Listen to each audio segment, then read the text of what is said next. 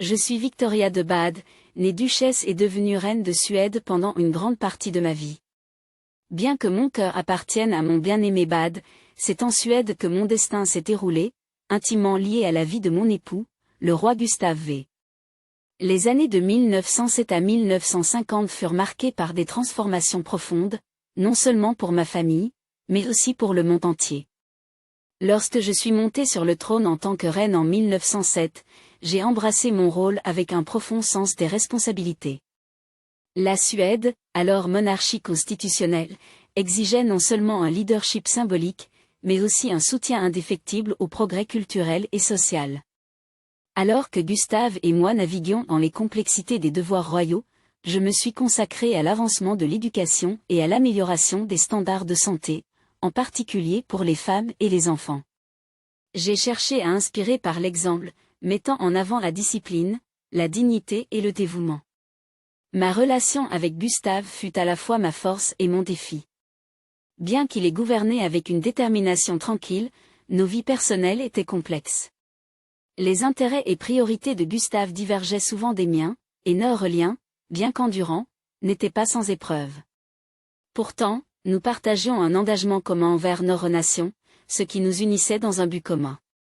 La Grande Guerre, 1914 à 1918, a jeté une ombre sur l'Europe, et bien que la Suède soit restée neutre, le conflit a résonné au sein de nos frontières.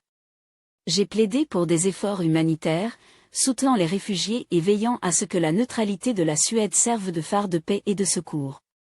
Ces années ont renforcé ma détermination à lutter contre la souffrance des plus vulnérables. Les années 1920 et 1930 apportèrent à la fois espoir et inquiétude. J'ai observé l'essor de la modernité avec un mélange d'admiration et de crainte. Les avancées technologiques fascinaient l'imagination, mais les tensions politiques s'intensifiaient. En tant que reine, on attendait de moi que je reste impassible, mais en tant que femme, je m'inquiétais pour l'équilibre fragile de notre monde.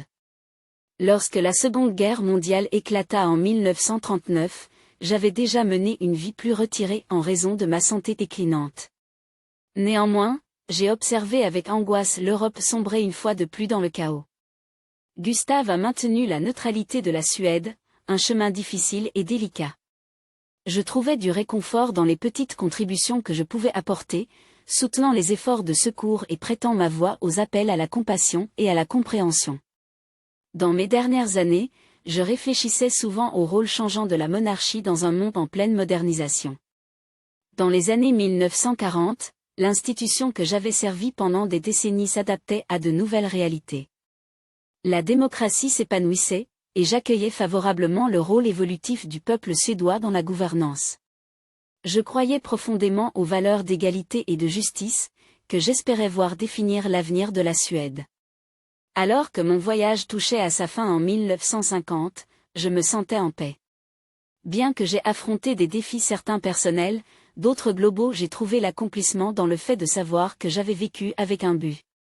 J'espérais que mon héritage ne serait pas mesuré uniquement par mes titres, mais par mes contributions au progrès de la Suède et par mon dévouement inébranlable envers son peuple. Et ainsi, je vous laisse ceci, une vie de service n'est pas sans sacrifice, mais c'est dans le service aux autres que l'on trouve un véritable sens à la vie.